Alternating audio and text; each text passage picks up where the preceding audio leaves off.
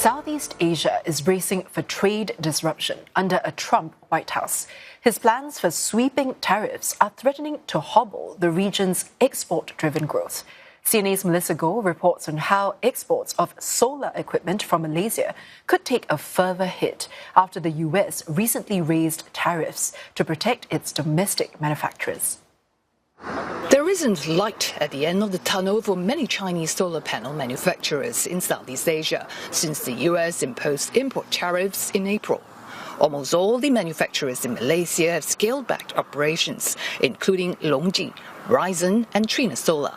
Some, like Jinko Solar, were forced to shut its operation and moved to the Middle East. Now, many Chinese solar industry players told me that they didn't expect the US, which is their biggest market, to slap them with import tariffs so soon.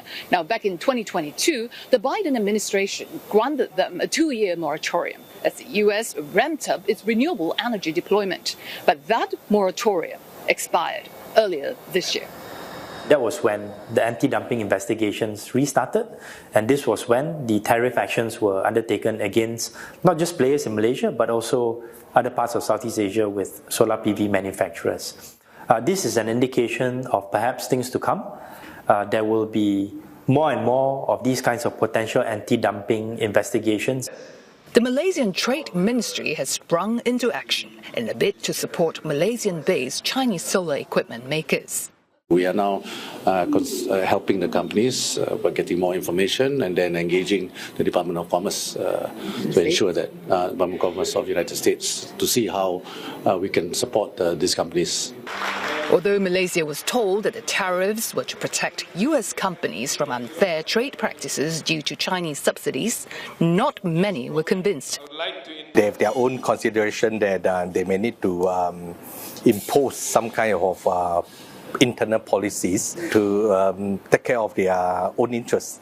As US and China trade tension escalates, concerns rose that similar tariffs may be imposed on tech sector.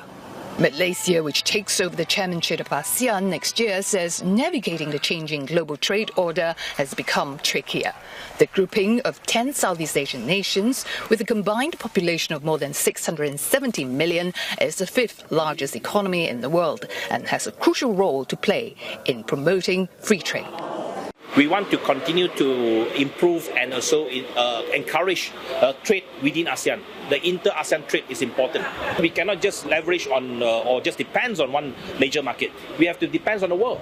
So it will get worse if, let's say, we do not try to coordinate and ensure that a greater percentage of that EV ecosystem is being sourced from, manufactured, supplied from within the ASEAN ecosystem, especially if we are cognizant of greater trade actions and tariff actions that will come not just from the US, but also from the EU.